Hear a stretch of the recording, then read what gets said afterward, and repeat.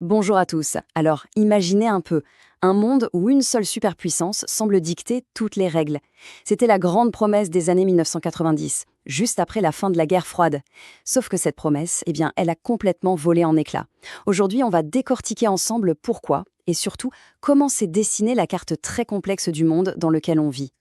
La question qui va nous guider, notre problématique en quelque sorte, c'est celle-ci. Comment est-on passé de ce moment de domination quasi totale des États-Unis à la situation beaucoup plus fragmentée qu'on connaît aujourd'hui?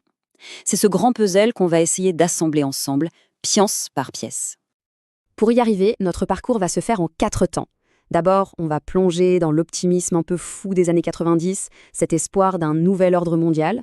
Ensuite, on analysera le grand basculement, le moment où tout a dérapé. Puis, on regardera de plus près la nouvelle carte du monde avec ses nouveaux acteurs. Et enfin, et c'est très important pour le bac, on va se forger des clés pour l'esprit critique en déconstruisant une thèse très célèbre. Allez, on attaque tout de suite notre première partie. Au début des années 90, avec la chute du mur de Berlin et l'effondrement de l'URSS, il y a un immense sentiment de soulagement, un espoir incroyable. On a vraiment l'impression qu'une nouvelle ère est en train de s'ouvrir.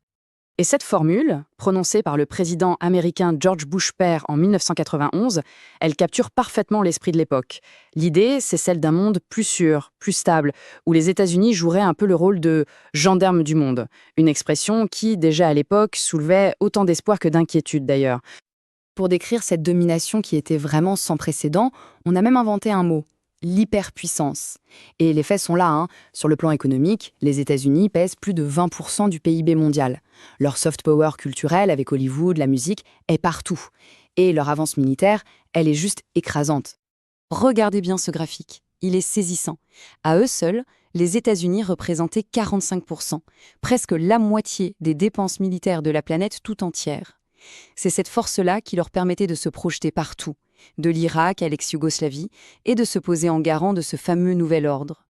Mais attention, l'idée de départ, ce n'était pas une domination brutale. La promesse, c'était celle du multilatéralisme. On croyait vraiment à un renouveau de l'ONU, qui était enfin libérée du blocage systématique de la guerre froide. On imaginait une gouvernance mondiale plus juste, plus pacifique. Et au début, ça marche. On a des succès bien réels. La fin de l'apartheid en Afrique du Sud, les poignées de main historiques des accords d'Oslo entre Israéliens et Palestiniens, la création de l'OMC pour réguler le commerce mondial, bref, un tableau presque idyllique. Mais un tableau qui, on va le voir, ne tardera pas à se fissurer. On entre maintenant dans notre deuxième partie. Cet optimisme un peu naïf va se heurter de plein fouet à la dure réalité du monde. Comme le disait un certain philosophe, l'histoire, ce n'est pas vraiment le lieu du bonheur. Et c'est vraiment là que notre récit bascule. La promesse d'un monde apaisé va littéralement se fracasser sur la réalité de conflits d'une violence inouïe. Et ça va révéler toutes les failles de ce bel ordre mondial. En fait, les années 90 portent déjà en elles les germes de ce désenchantement. Les guerres en ex-Yougoslavie, le massacre de Srebrenica, au cœur de l'Europe, tout ça montre une certaine impuissance internationale. Et pire encore, au Rwanda, en 1994, près d'1 million de personnes sont massacrées dans une indifférence quasi générale. Le nouvel ordre mondial est un spectateur tragique. Et puis, il y a l'électrochoc, le 11 septembre 2001. En quelques heures à peine, toutes les certitudes s'effondrent en même temps que les tours du World Trade Center.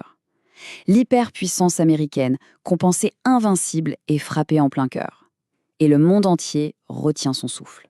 La réponse américaine, elle, est immédiate, et elle va imposer une vision très binaire du monde. Fini les nuances du multilatéralisme, place à une guerre mondiale contre le terrorisme où chacun doit choisir son camp. Les cartes sont rebattues et de manière extrêmement brutale. Ce tournant, il est très visible dans la diplomatie. En 2001, l'intervention en Afghanistan pour chasser les talibans qui protégeaient Al-Qaïda, elle se fait avec un large soutien international, sous mandat de l'ONU. Mais en 2003, l'invasion de l'Irak, cette fois sans l'accord de l'ONU, va fracturer très profondément la communauté internationale. C'est le symbole du passage à un unilatéralisme américain totalement décomplexé. Nous voilà donc arrivés à la 3e étape de notre analyse. Tous ces choix politiques, ajoutés à des dynamiques économiques de fond, vont dessiner la carte géopolitique que l'on connaît aujourd'hui. Regardez, le contraste est vraiment saisissant. D'un côté, on a le monde de 1991, unipolaire, totalement centré sur Washington. Et de l'autre, notre monde, aujourd'hui, multipolaire, où la puissance américaine est ouvertement remise en question et où les grandes institutions comme l'ONU sont en crise. Alors, qui sont ces nouveaux pôles ? Il y a bien sûr la Chine, qui est devenue l'atelier du monde, mais aussi une puissance militaire de tout premier plan. Il y a la Russie, qui sous Vladimir Poutine a fait un retour en force spectaculaire, on l'a vu par exemple avec l'annexion de la Crimée. Et puis il y a aussi des groupes de pays, comme les BRICS, qui essayent de construire un ordre alternatif avec leurs propres institutions financières. Et il y a un événement qui va agir comme un énorme accélérateur de ce basculement, c'est la crise financière de 2008. Partie des États-Unis, elle a frappé très durement les économies occidentales. Pendant ce temps, la Chine et d'autres pays émergents ont montré une bien meilleure résistance. Et ça a accéléré de façon spectaculaire le transfert de puissance économique de l'Ouest vers l'Est. Bon, abordons maintenant notre dernière partie, et c'est un exercice de méthode, un peu comme ce qu'on attend de vous au bac. Face à ce monde qui est devenu très complexe, il faut savoir analyser les différentes grilles de lecture qu'on nous propose, et toujours avec un regard critique.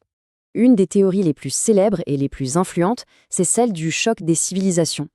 Pour le politologue Samuel Huntington, les conflits du futur ne seront plus idéologiques, genre capitalisme contre communisme, mais culturels. C'est une théorie qui a eu un impact énorme, bien au-delà des universités, et qui a vraiment influencé la politique de beaucoup de pays, surtout après le 11 septembre. Mais cette thèse, est-ce qu'elle tient vraiment la route? Face à Huntington, des penseurs comme Tsvetan Todorov nous rappellent que les civilisations, ce ne sont pas des blocs monolithiques, bien au contraire. Les cultures sont vivantes, elles sont métissées. Et surtout, est-ce que réduire un conflit à une simple opposition culturelle, ce n'est pas un peu facile? Est-ce que ce n'est pas oublier ces causes bien plus profondes, qui sont politiques, sociales ou économiques?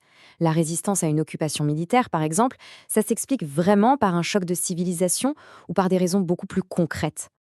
C'est là que la réflexion devient vraiment intéressante. On peut se demander si cette théorie n'a pas en quelque sorte contribué à créer la réalité qu'elle prétendait décrire. En offrant une grille de lecture très simple, eux contre nous, elle a pu servir de justification à certaines interventions occidentales, mais aussi aux idéologues du terrorisme. C'est ce qu'on appelle une prophétie auto-réalisatrice, un concept très puissant à réutiliser. Bon, il est temps de boucler la boucle et de répondre à notre problématique de départ. Comment le monde est-il devenu multipolaire? On a vu un processus en 3 temps. D'abord, le rêve d'un ordre unipolaire et pacifique dans les années 90. Ensuite, le basculement après 2001 dans une logique de confrontation qui a usé la puissance américaine. Et enfin, l'affirmation d'un monde multipolaire, un processus accéléré par la crise de 2008. Pour finir, je voudrais vous laisser avec une question ouverte. Le constat d'un monde fragmenté, on l'a fait. Mais la vraie question qui se pose à nous tous, en tant que citoyens, c'est maintenant, face à cette réalité, quels outils, quelles institutions, quelles idées faut-il inventer ou peut-être réinventer pour essayer de construire la paix de demain? La réflexion, elle ne fait que commencer.